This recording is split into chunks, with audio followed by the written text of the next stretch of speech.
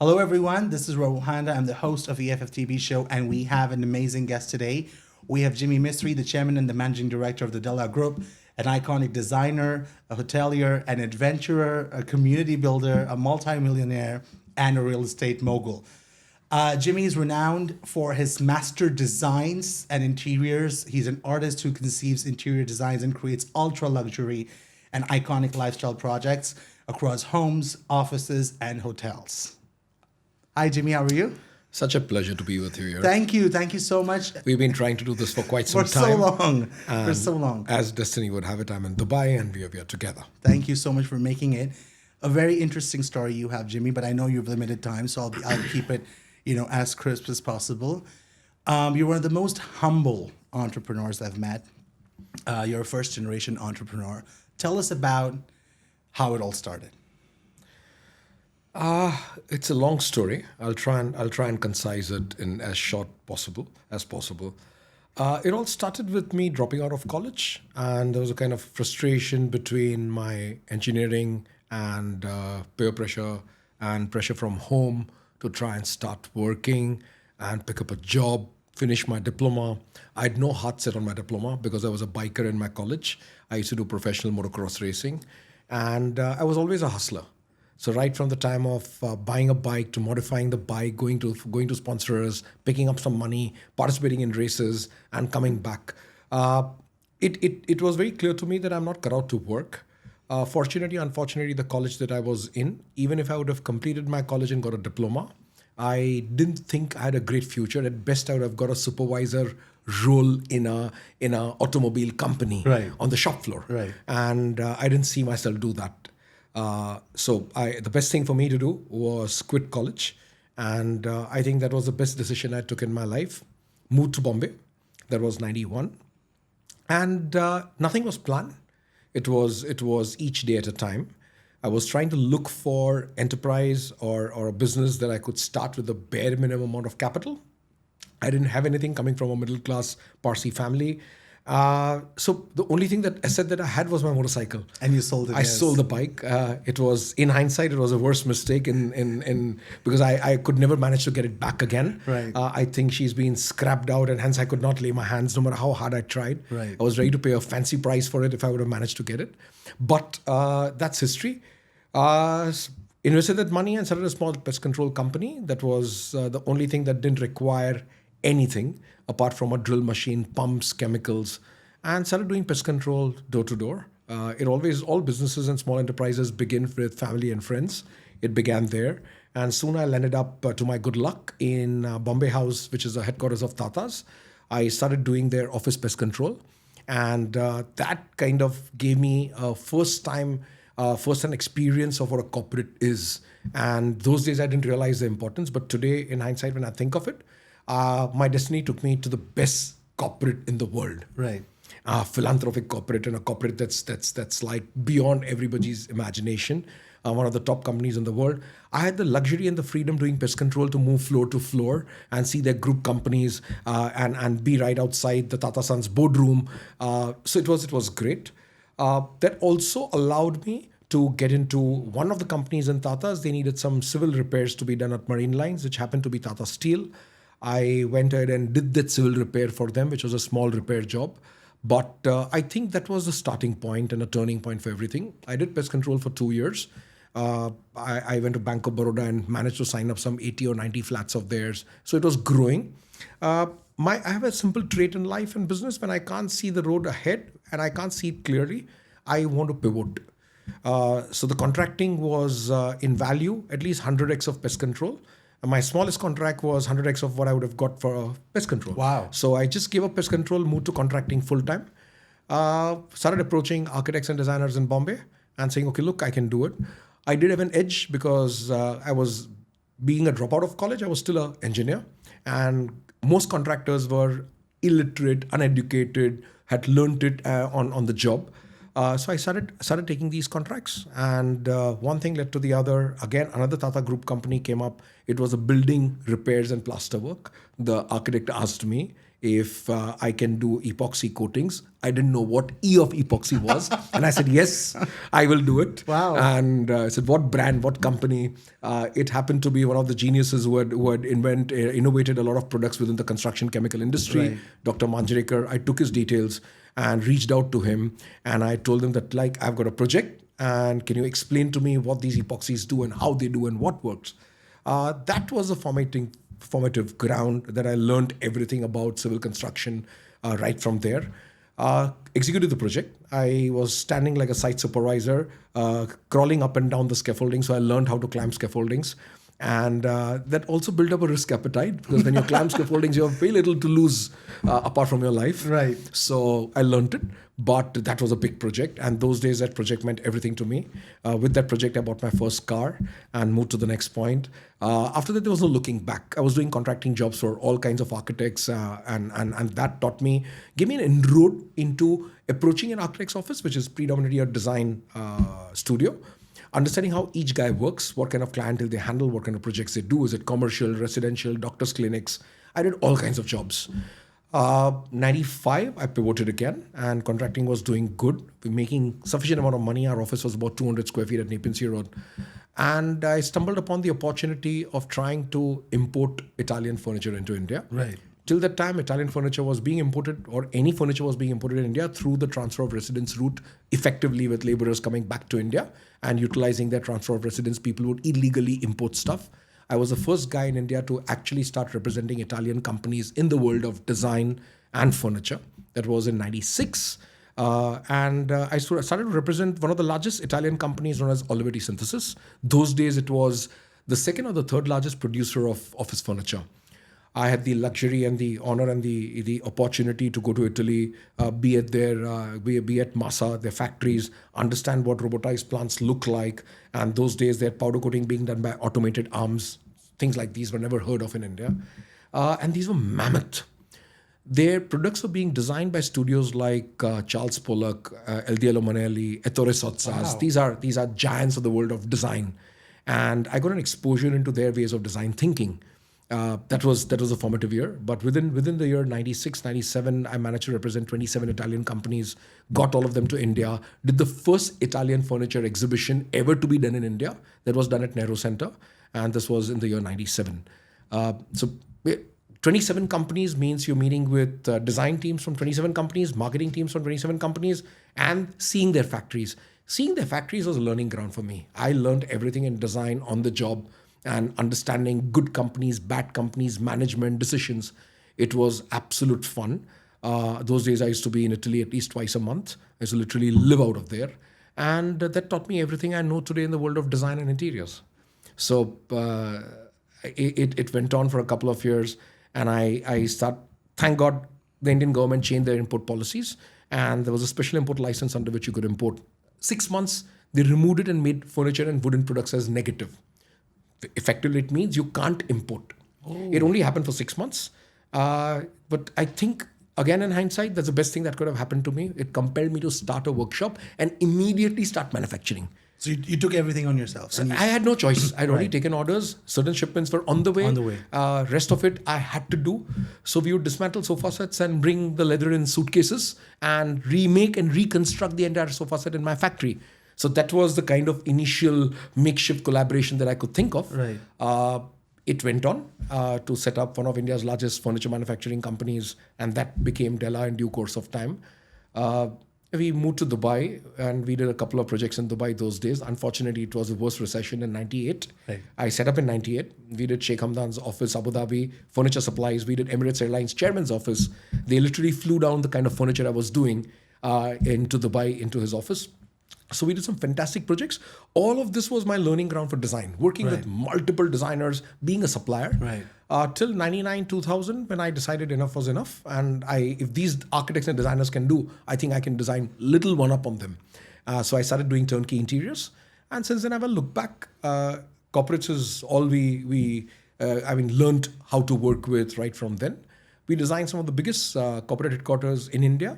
And interface with a lot of global design firms who were at the helm of affairs. So we did Star TV, and Star TV allowed me to go to Hong Kong and visit their headquarters, understand how the Murdochs work, and understand how the CEO appointed in India was working, what are the ways of thinking. They were on expansion spree. Right. We designed studios. We got quite well known within the world of media. And at that point in time, almost 90% of television channels, no matter what button you clicked on the remote, was designed by us. Wow. And then we came to the finance industry and shipping and supply chain. So we started specializing domain by domain. And at all points in time, engineering was our trump card and design was our trump card, getting in global design, interfacing with technology, and having design studios. It takes a little more engineering talent for a designer to be able to handle technicalities. Then came in the telecom era, and we did the first switch for BPL mobile. And that was more technical. And then came in data centers, and we did many, many more data centers. And then came in the IT boom, and we did the call centers. So it was at any point in time, we would do about 40 projects in a cycle. Wow. Across India. We had about 1,600 and You've odd been employees. a part of every boom, literally. Through a period of time. And we never looked back. I got to design some of the finest, got to meet some of the finest management people because when you design a corporate headquarters, you meet with management up close and personal.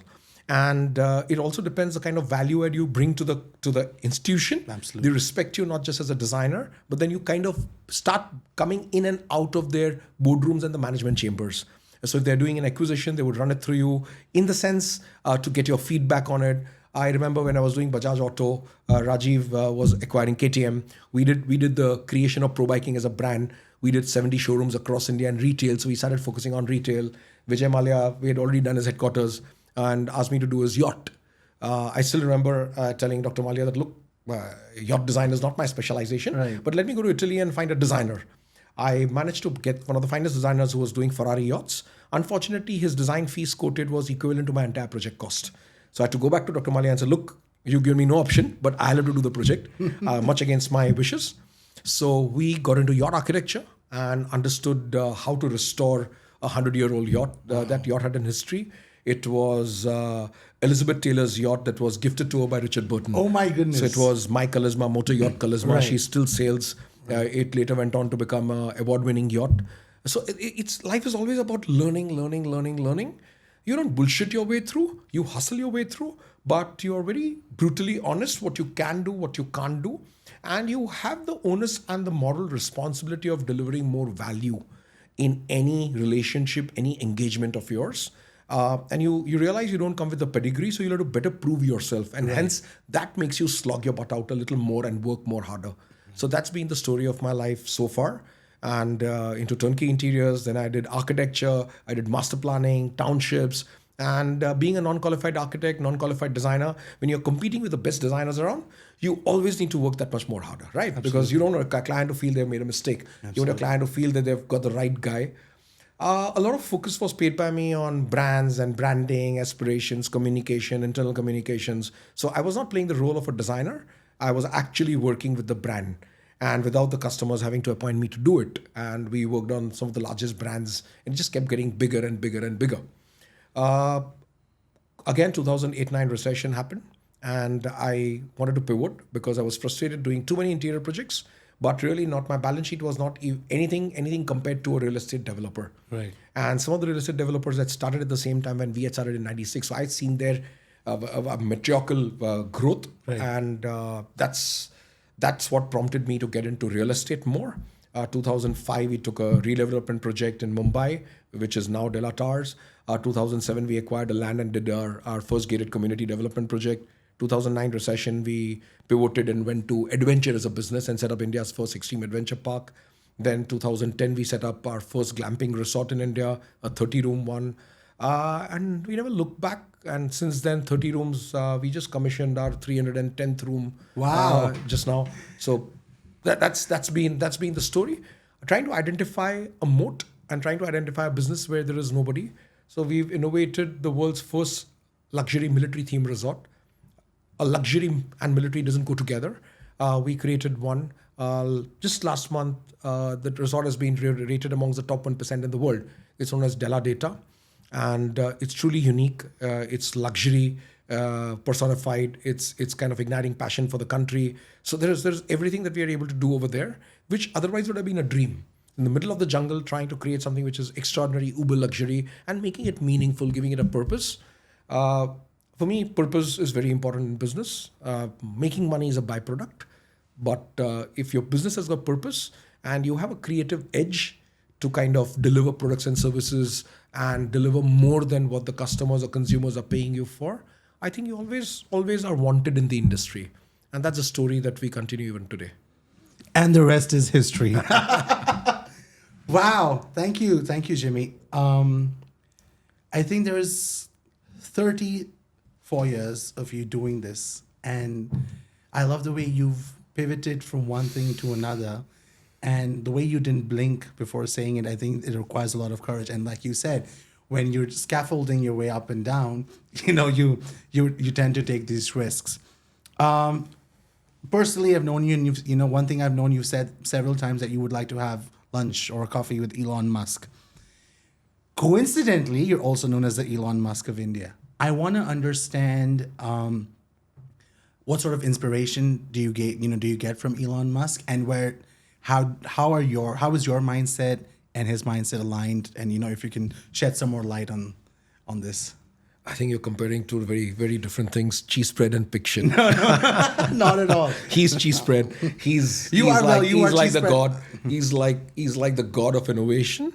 Out of everybody in the world of innovation, I really look up to him for his sheer ability to, with his thoughts and actions, impact humanity.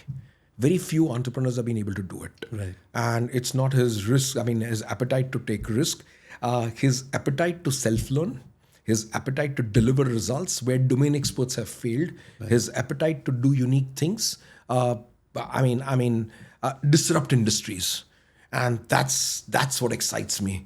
That one man has the ability to disrupt the automotive industry, to disrupt the space industry, to disrupt every single thing new that he's working on.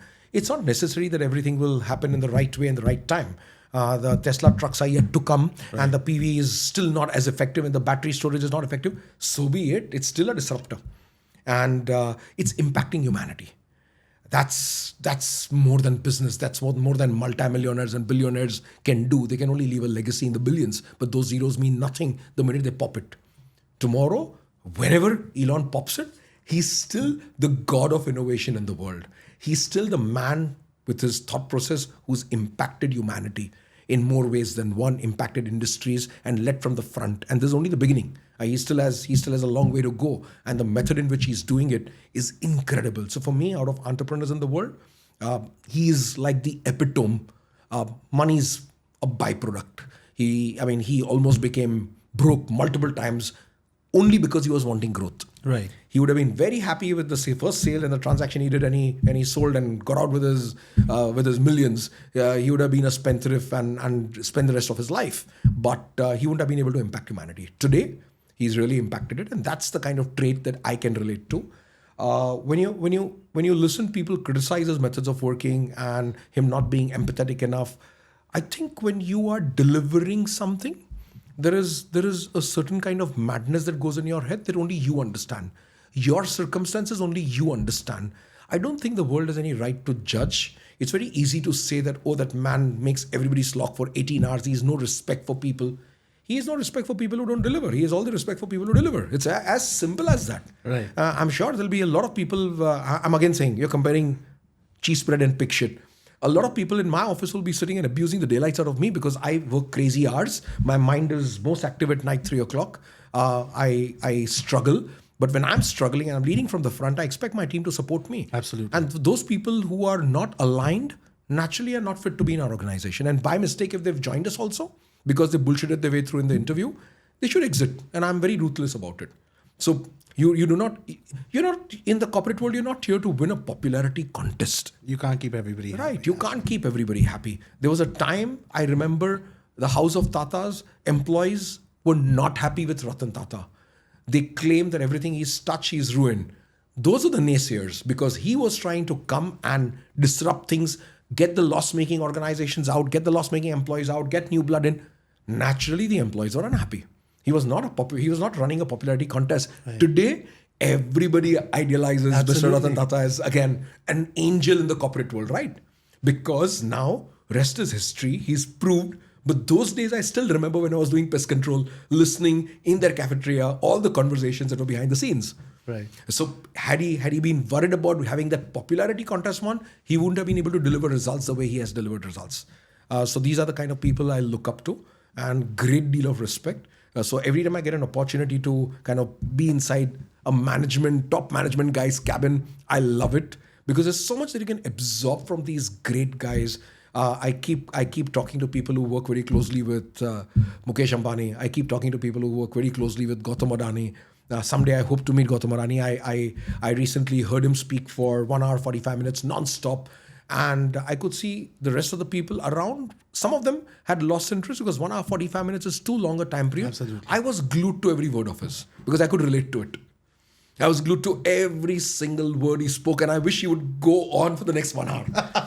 So the attitude is try and get the best that you can get from people because these are legends. You may criticize them, you may say good about them, you may say bad about them without knowing jack shit what's happening.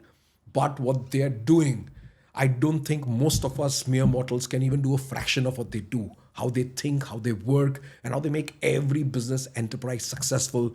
How they have an ability to hire management people by the numbers, by the hundreds. Right. Today, when we hire people as an SME and we get 2 people in our management, our organization both starts getting kind of rocky because 2 more people have come. These guys are absorbing hundreds and thousands, managing to get work out of them, and yet making sure that their ships are rock solid and none of these guys can rattle their ships and boats. So I think there's so much to learn from these guys around. They are fantastic. You look at Kumar Mangalam Birla. I'd supplied chairs in his cabin. That was my closest interaction at the beginning of my career. Today, I idolize the man, so silent, so understated, and yet when you look at his performance, number 1 in the world, number 3 in the world, in aluminum, number 4, number this, he's a goddamn mammoth leader. And the kind of companies he runs, and yet very understated, very silent, non-aggressive by nature. So management styles can be different. Absolutely. But entrepreneurs like us, I think, need to be agile and learn from these guys every little thing that we can. Because for me, they are superhumans. They're not normal. They're not normal, not because of the size of the balance sheet, because of their ability to think across industries and be market leaders, have the foresight to be ahead of the curve, where most people can only think the next 2 steps ahead, which also they do not know the kind of shaky ground they're standing on. And these men have the foresight to be able to think way, way, way ahead of all of us. Interesting. You spoke in our first question as well and now about touching people's lives. Yeah. I know you're a firm believer of people over profit. That's one thing I've learned from you. I know that the NYU Stern School of Business Management had done a case study on Della and the impact that Della had on the Della resorts had on local communities. You've got over 2,500 people that are part of the Della group. It's a 2-part question. Number 1, do you feel that pressure when there are so many people, right, whose houses are running because of, what you're doing? And I remember I'd seen your interview that one of the biggest motivators that you have is when a guy from a bicycle gets on a bike and from a bike gets into a car, right? Can you tell us more about, how do you ensure that your people are growing? What is it that you're doing in terms of touching humanity to our audience? I know it really well. And how is a Della Resort impacting local communities, in and around that area? So for me, it's very simple. People are never a problem. People management is never a problem. And if you think 2,500 people is too much or you've grown large, you look at organizations with 2.5 lakh employees and you feel like, again, chicken feet compared to them, right? Right. So you get perspective comes into, yes. Always one must try and keep the perspective correct. Right. Because it's only when you have the perspective correct, you know whether you're in the right direction or the wrong direction. Yes, personally, it gives me tremendous amount of happiness when I see people around us grow. And it's a job of any leader to make sure that he makes everybody grows, not just his balance sheet. Because balance sheet is just one measure of success for some foolish people. For me, it's humanity that is a measure of success. How many human lives you touch positively and how many zeros are attached to that, not how many zeros are attached to your balance sheet. Because that really is just one matrix of success. But personally speaking, it's not the real matrix. The real matrix is the number of human lives touched positively. Della has been working with local communities, and it's something that I love doing. I love impacting local communities across. We've adopted a school. We started with, I think, 50 or 60 students, predominantly backward, Adivasi. Some of them are homeless. Some of them are sleeping on floors.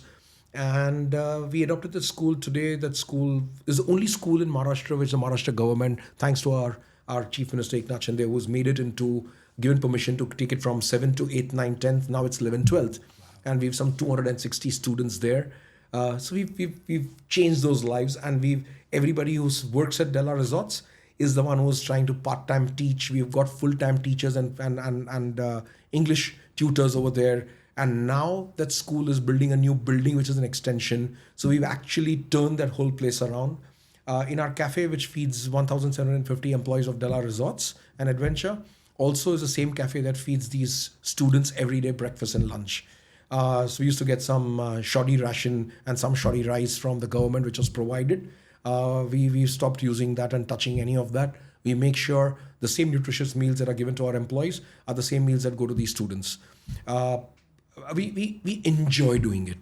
If you think for a minute also it's an expenditure and it bothers us, I don't think so. It's not the CSR that I'm running behind and saying it's compliance and I need to do 2%. That's not the reason why I'm doing it.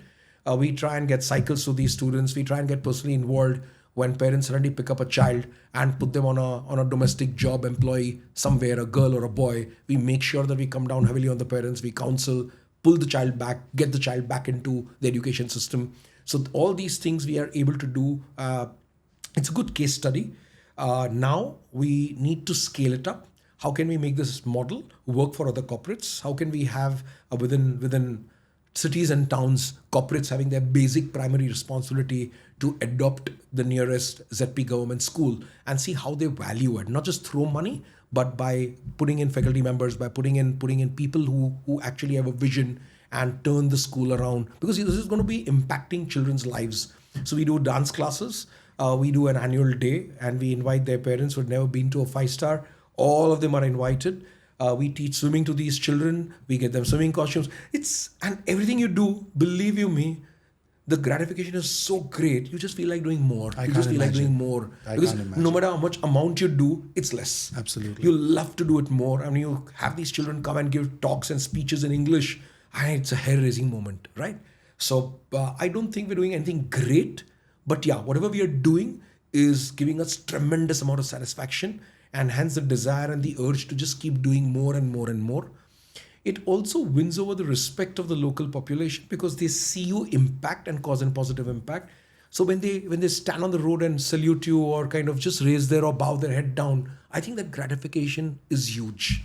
That kind of emotional satisfaction is huge. And hence I promote every corporate, every entrepreneur to have an ingrained responsibility towards society, towards community, towards the environment. This is not something that you're doing because compliance asks you to do it. This is something that you're doing because this is a part and parcel to define whether you are a successful human being or you're a moron who's only running behind money.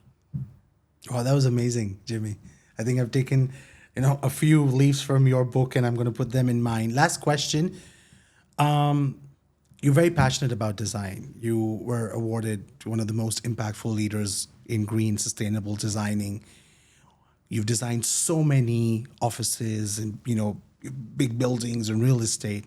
Every design is different. I've personally been to Della. I love Della. And every aspect of the room feels like a breath of fresh air. How does this inspiration for design come? When you're taking up these projects, how do you make sure that you're coming up with new things every time when you've been doing this for over 3 decades? I guess it again stems from empathy. It stems from your desire for human-centric designs. And for me, the best designs are designs that kind of land people in a state of happiness, in a state of awe, or giving them an element of surprise. So if they were to enter into a gated community, if your gates make them go in and turn and reflect back, that's good design. If it brings a smile on somebody's face, that's good design. So for me, the struggle is always on to make each design more human-centric. Also, there is a desire to make sure the design stands out. And it cannot be superfluous. It has to come very genuine.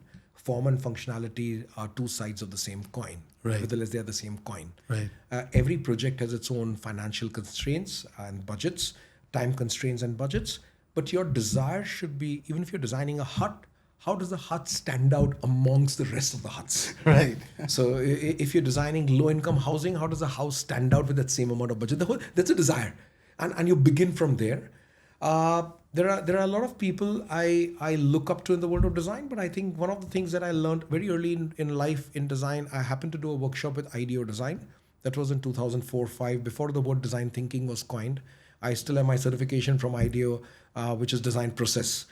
They altered my way to think and design, because they helped me to understand the purpose of design.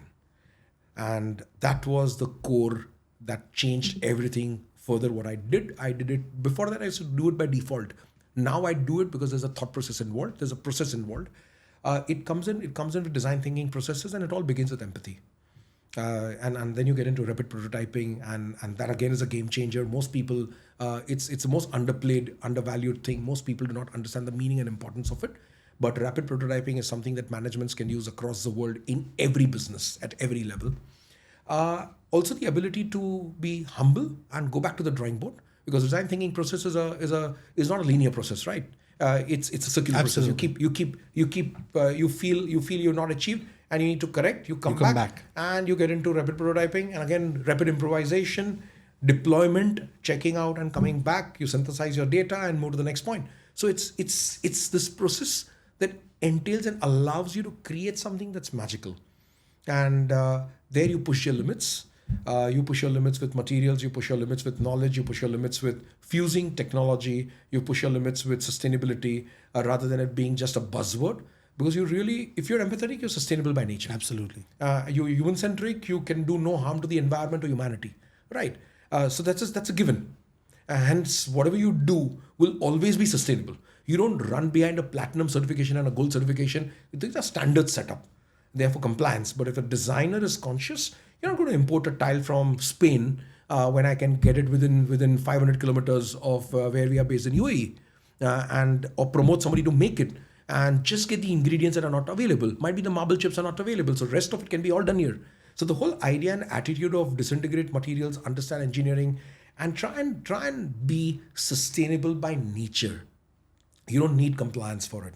So designs, when they are evaluated this way, and of course, if you have an ability to kind of visualize and conceptualize things, take inspirations from things.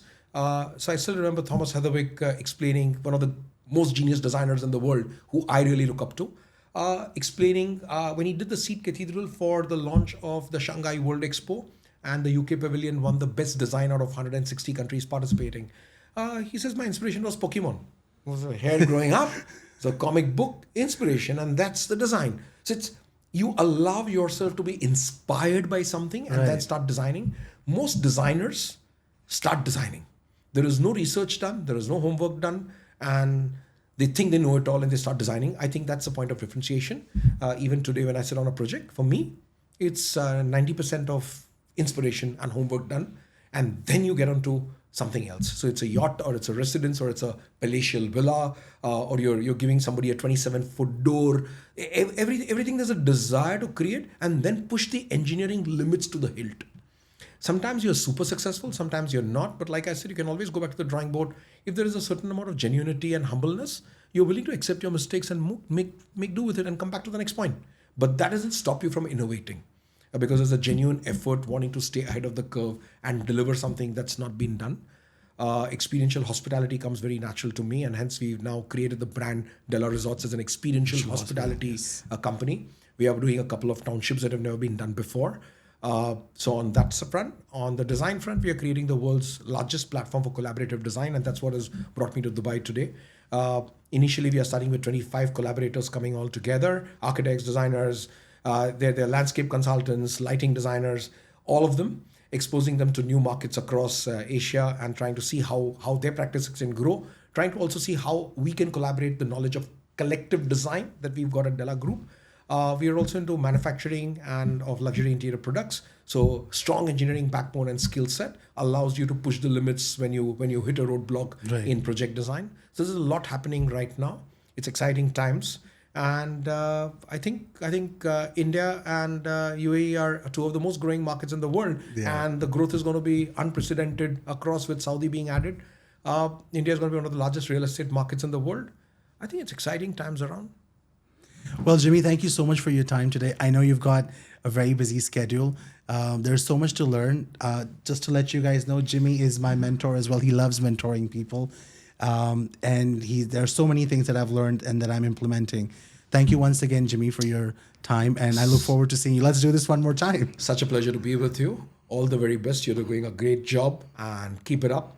Looking forward to seeing your podcast with some amazing people across. You're taking great efforts. Wishing you all the very best. Thank you. Thank you, Jimmy. Thank you very Cheers. much. Thank you. Cheers.